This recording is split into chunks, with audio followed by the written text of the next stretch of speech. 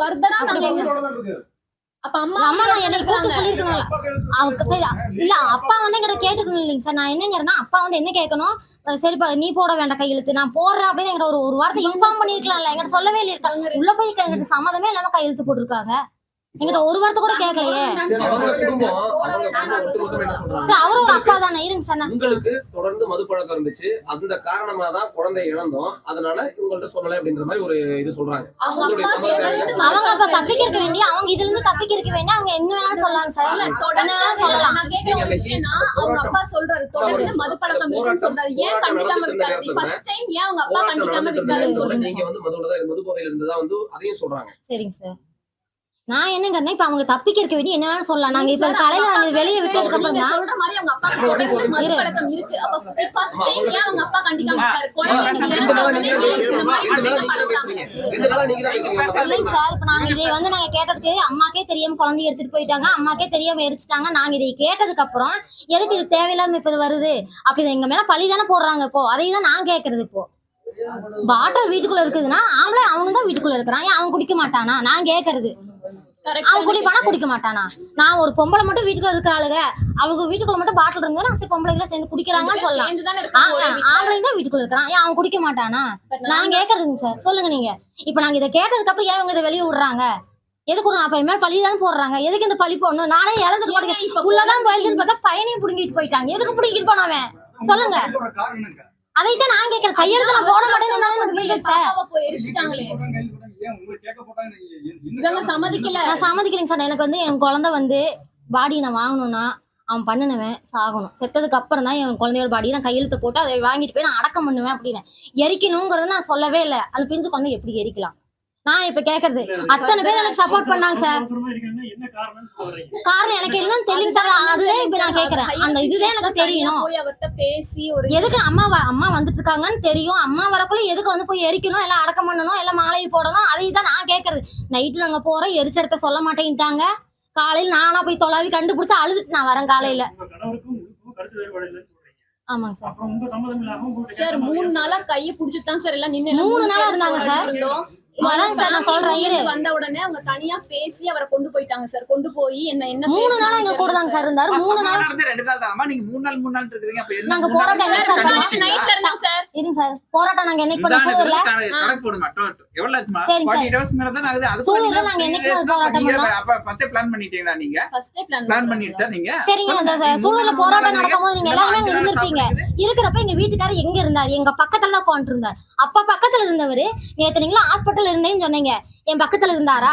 உங்களுக்கு பேட்டி கொடுக்கறதுல நீதி வேணும், நிவாரணம் வேணும், இதைத்தான் கேட்டாங்க. நான் நிவாரணம் வேணும் நான் கேட்டேனா? என் பிள்ளைக்கு நீதி வேணும் நான் கேட்டேன். இதைத்தான் நான் கேட்டேன். நிவாரணம் வேணும் நான் கேட்டேனா? அவங்ககிட்ட நிவாரணம் வேண்டும் நீங்க கேட்கல, உங்களுக்கு சார்பா அவங்க கேட்டாங்க. அது எதுக்கு கேட்கணும்? புள்ளைக்கு நீதி வேணும். புள்ள போச்சா உங்களுக்கு நீதி வேணுமா? இன்னைக்கு இருங்க, நான் அந்த இடத்துல காலையில இருந்து அவ்வளவு விஷயம் எனக்கு நீதி வேணும், சிஎம் சார் எங்கிட்ட குடும்பத்துக்கிட்ட பேசணும், அது இது நிறைய பேசணும். அந்த விஷயம் எல்லாம் எதுவும் வரல. அந்த நிதி அப்படின்னு சொன்ன அந்த ஒரு விஷயத்த மட்டும் தொடர்ந்து அந்த ஒரு பாயிண்ட மட்டும் கட் பண்ணி போட்டு என்ன ட்ரோல் பண்ணிட்டு இருக்காங்க. சோ எல்லாரும் விளையாண்டு ஏன்னா நாங்களே கரெக்டா கேள்வி கேட்கறோம்னு அப்படி இந்த மாதிரி பேசுறீங்களா? அதுதான் நான் கேட்கறது. அவ்வளவு விஷயங்கள் பேசினேன், அது எதுவுமே வெளியே வரல சார். நீதி வேணும்னு சொல்லி நான் அவ்வளவு விஷயங்கள் பேசினேன். அந்த ஒரு வார்த்தை, இவங்க ரொம்ப கஷ்டப்படுற குடும்பம், சோ நீங்களா பார்த்து ஏதாவது நிதி வழங்குங்க, அந்த ஒரு வார்த்தையை மட்டும் எல்லாரும் திரும்ப போட்டு என்னையும் வந்து எல்லாருமே ஏன்னா நாங்களா கரெக்டா கேள்வி கேட்கறோம், அப்ப வந்து எங்களை வந்து டைவர்ட் பண்றீங்க. இதுதான் நான் நீதியா? அன்னைக்கு சூழல்ல வந்து எல்லாரும் எனக்கு சப்போர்ட் பண்ணீங்க, அவங்க இன்னைக்கு எனக்கு சப்போர்ட் பண்ணணும். என் பிள்ளைக்கு நீதி கிடைக்கணும், இதுதான் நான் வேணும். மேடம் இப்ப உங்களை சுத்தி இப்ப நீங்க கொடுக்குற பிரஸ் மீட், இப்ப உங்களை சுத்தி போயிட்டு இருக்கிறது எல்லாமே உங்களை பத்தியான அந்த வதந்திகள் தான். அதாவது நீங்க அன்னைக்கு மது போதையில இருந்தீங்கிறதும் குழந்தை வந்து நீங்க கண்காணிக்காம விட்டீங்கிறது தான் பெரிய அளவுல பேசிட்டு இருக்காங்க.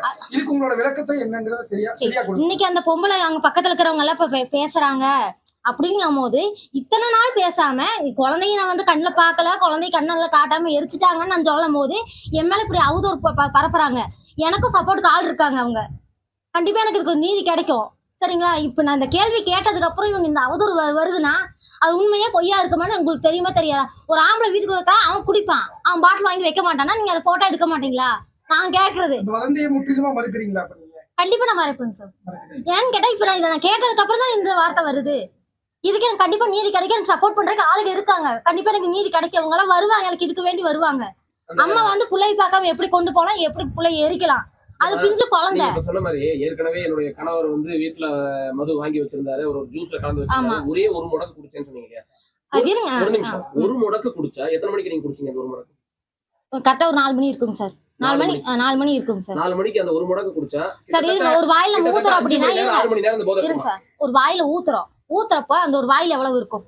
ஊத்தும் போதே தெரியும் உங்களுக்கு. அது வேற அதே ஊத்தணும்னு டக்குனு அதோட வச்சுட்டேங்க சார். துப்பிட்டீங்க, முழுங்கிட்டேன் சார். டக்குனு அண்ணாந்து புளி ஊத்துற உள்ள வாயில நம்ம ஊத்தி கொப்பளிச்சு நம்ம குடிக்கிறது இல்ல, டக்குனு ஊத்துற தொண்டையில உள்ள போகுது, அது போனது. ஆனா அதுக்கப்புறம் அது என்ன பண்ணா ஸ்மெல் அடிக்குது.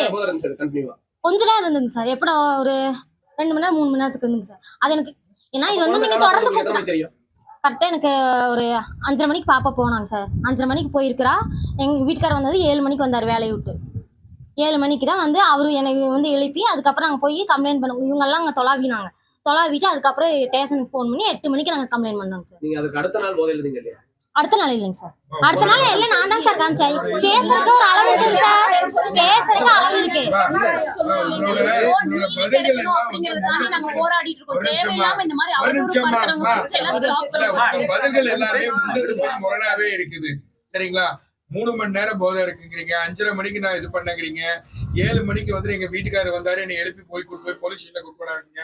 2 நாள்ங்கிறது 7 மணிக்கு வந்தாங்க சார். 7:30 மணிக்கு இவங்க எல்லாம் வந்தாங்க. நான் முடிச்சுக்கிறேன், அதுக்கப்புறம் உங்க விளக்கத்தை சொல்லுங்க. 2 நாள்ங்கிறீங்க, 5 நாள்ங்கிறீங்க. உங்களோட பேச்சுல ஒரு தடுமாற்றம் இருக்கு, ஒரு தெளிவான ஒரு இது இல்ல. உங்களோட தேவை என்னங்கிறதும் வந்து மொழிதான் இல்ல. சரி, இன்னொன்னு சொல்லட்டுமா சார்? தடுமாற்றம் வந்து எதனாலன்னு கேட்டீங்கன்னா, இப்போ உங்க வீட்டுல ஒரு பிள்ளை இறந்து போய் இந்த மாதிரி அவதூறு இப்படி வந்ததுன்னா உங்களுக்கு தெரியும். உங்க பிள்ளை நீங்க லாஸ்ட்ல பார்க்காம எரிச்சதுக்கு அப்புறம் உங்களுக்கு அது தெரியும். உங்க வீட்டுல எல்லா வீட்லயும் பிள்ளை இருக்குது இல்ல. பிளே ஸ்டோர் மற்றும் ஆப் ஸ்டோரில் இருந்து பாலிமர் செயலியை QR கோடு மூலம் பதிவிறக்கம் செய்யுங்கள். செய்திகளை உடனுக்குடன் பெறுங்கள்.